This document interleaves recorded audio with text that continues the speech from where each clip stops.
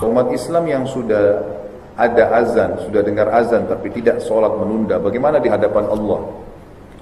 Allah SWT berfirman dalam Al-Quran, A'udzu billahi minasyaitonir rajim, fawailun lil musallin alladzina hum an salatihim sahun. Kecelakaanlah, kehancuranlah, kebinasaanlah, kerugianlah bagi orang yang sholat. Loh, kok bisa orang yang sholat dapat kecelakaan? Kata Allah, alladzina hum an salatihim sahun. Mereka yang suka menunda-nunda sholat mereka.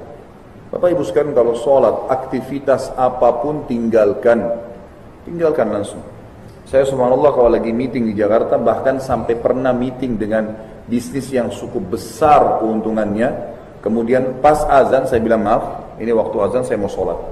Dihormatin, bahkan ada non muslim yang hadir. Maka saya tinggalkan. Kita lihat kemarin perilaku Raja Salman di Saudi, kedatangan Obama dari Amerika, azan asar, lagi menjamu tamu negara. Dia bilang, maaf saya mau sholat asar. Ditinggal sama dia, pergi sholat. Kemudian seorang muslim di sholatnya. Dan sholat itu berapa lama sih kita kerjain, gitu kan? Absen itu. Saya tanya kalau teman-teman di sini kalau dipanggil sama atasannya, kira-kira langsung dijawab nggak? Jawab. Allah SWT panggil, hayya ala sholat, ayo sholat, hayya ala falah, menuju kepada kemenangan. Kita tunda, ngapain tunda? Gitu kan? Sampai saya kemarin di Melbourne dan Sydney di Australia waktu diundang ceramah, ada teman-teman yang bilang, Ustaz, kami kerja sama orang non-muslim. Kami kalau minta waktu khusus sholat tidak dikasih. Saya tanya, Anda kalau ini masalahnya kena kerja sama orang muslim, lebih baik memang kerja sama muslim, gitu kan? Apalagi tempat yang kita leluasa bisa ibadah. Tapi pertanyaannya seperti itu. Lalu saya bilang, Anda kalau ke kamar mandi diizinkan nggak? Diizinkan. Berapa menit? Bebas Ustaz, tentu selesaikan hajatnya. Nggak mungkin orang buang air besar buru-buru, gitu kan?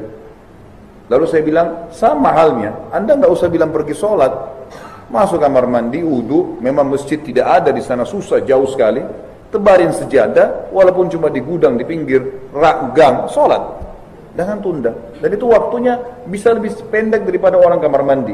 Maksud saya gini, dalam keadaan seperti itu pun masih bisa sholat, apalagi kalau lowong gitu.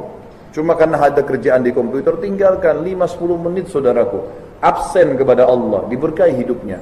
Dan subhanallah, setiap orang sholat di awal waktu pasti hatinya lebih plong, tenang, dan pahalanya lebih besar.